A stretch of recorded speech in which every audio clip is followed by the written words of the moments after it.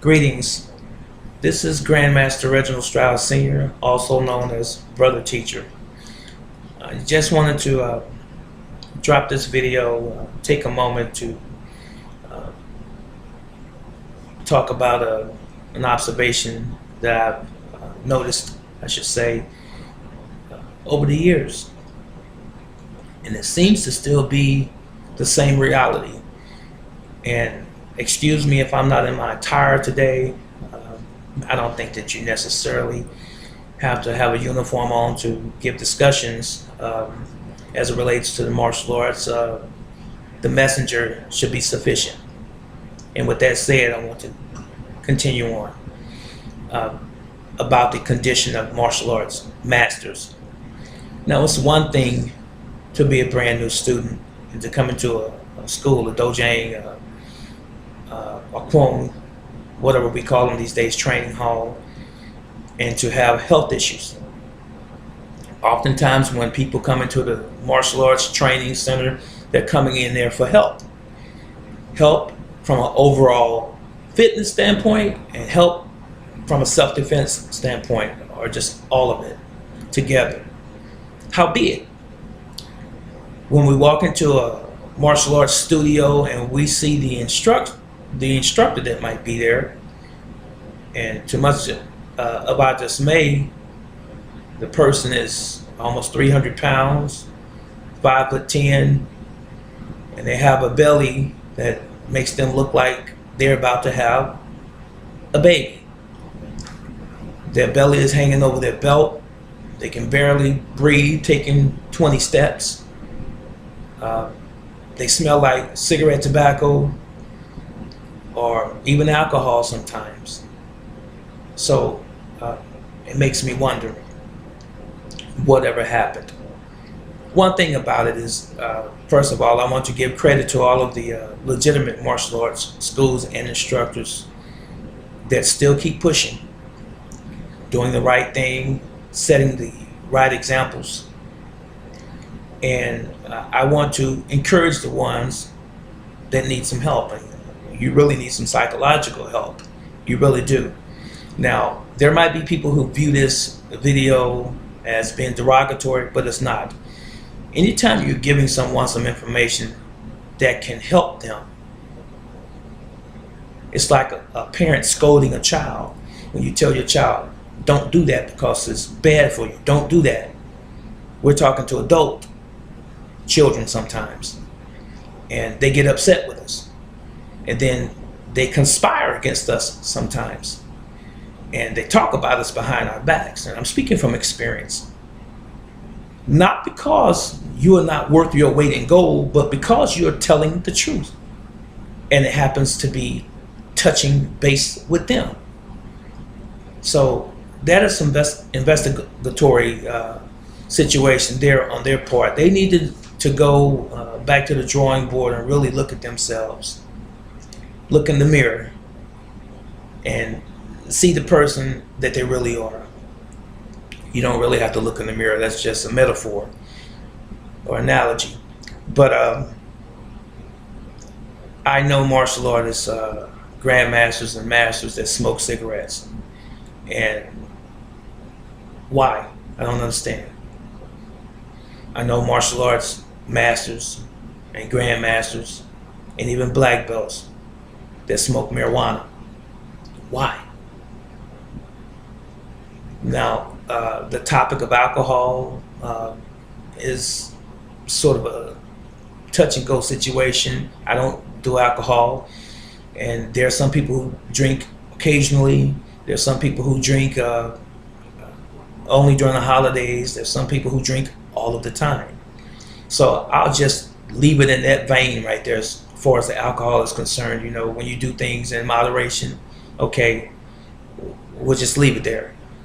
But the drugs and cigarettes, no. That is not something that is becoming of any martial artist.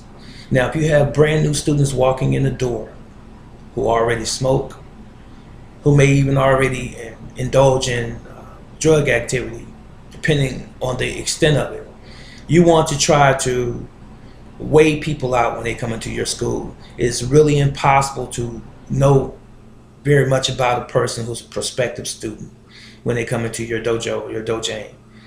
And it's really from experience of the prior students that you've had. You know, after a while, you've seen so many different types of body types and individuals and personalities. You can pretty much read people down the line when you've been in martial arts, such as I have over 43 years. But every once in a while, somebody slips through the cracks and that person might be indulging in something like that. And the problem that you run into is that they influence other students around you. And the other problem that you run into is that people look at you, the instructor, when you're out and about in the martial arts community and participating in tournaments and demonstrations, and even just in the community, people see you. And even the average person knows that there's a certain standard that martial arts masters and grandmasters are supposed to be upholding to. And when you see a guy, you know, when there's a break, they go outside to the car and smoking a cigarette or cigar or even marijuana, that's not a martial artist. I'm sorry, that's someone just playing the game. Now, America has set up this thing a long time ago about, you know, it's a habit and it's hard to overcome this habit and stuff, but America keeps pushing these drugs out to us, you know, our society, because there's money in the drugs. But looking at that, how long is it going to take for you to say, I have a problem smoking? Because where the rubber meets the road, some people would tell me, brother teacher, you know what? You have to be a smoker to understand where I'm coming from. Or you would have to know what it feels like when you have a euphoric feeling, you know, behind smoking a joint or what have you. Say, no, I don't. It's all a matter of choice.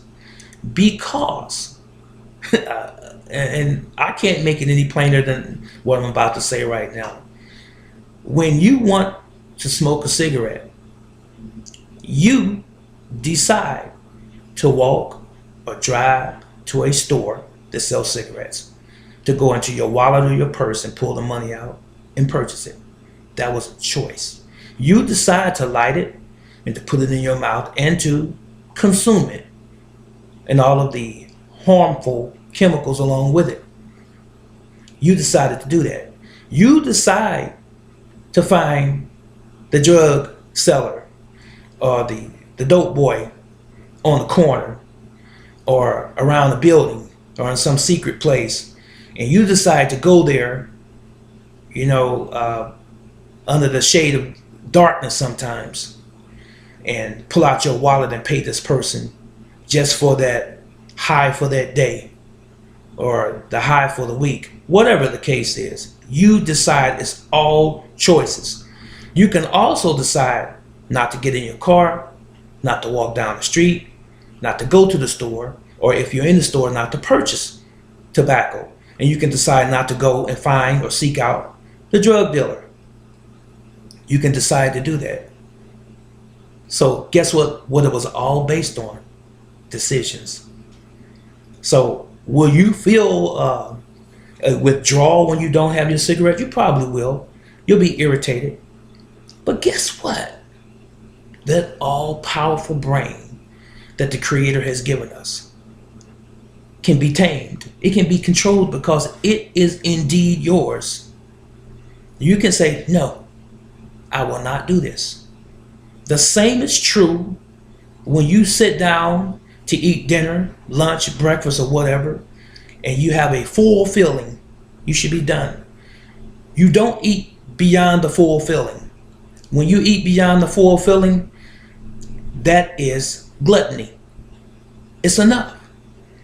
Get yourself up, walk, run, jog, exercise, do your training, and maintain a level of proficiency in your craft. And stop walking around with your belly hanging over your belt, telling people that you're a master or you're a grandmaster, because that is something definitely that you have not mastered. Staying away from eating. And then there's a way to eat. We are supposed to eat nutritionally It's okay to have sweets when you do it in moderation. But when you eat a whole pie, half of a cake, you're constantly indulging in sugar products, a whole lot of fatty products, a whole lot of empty calories, such as chips and cake and cookies and candy. This stuff is not good for us. Do I like my occasional candy bar? Yes, but I do it once in a while. It is not something that I do every day, day in and day out. I don't eat Haagen-Dazs and chocolate sundaes every other day of the week. You know why? I'm a martial artist. I'm a grandmaster instructor. I'm a leader. I am someone that my students look up to. Now, do I have students that are heavy? I most definitely do. You can't build a bridge in a day. So it's a process. But when my students look at me, they see the epitome of what an instructor should be. And I'm still humble, and I'm still a human being, and I might have some faults, and I might have some shortcomings. But those things that I just pointed out to you are not some of them. They're not my weaknesses at all. Because what I represent, I know that someone is looking up to me. And I have to be what it is that I say I am in front of their eyes. Now, if peradventure you get old, and I'm getting older, and you're stricken with a disease, you're stricken with a medical issue or problem. I have osteoarthritis in my hips, and I have a limp now, but my weight is under 180 pounds. I'm about 178 wet. Why is that? I can't move the way that I did back in the day. But you know what? I still watch my diet. I still exercise. I still teach class.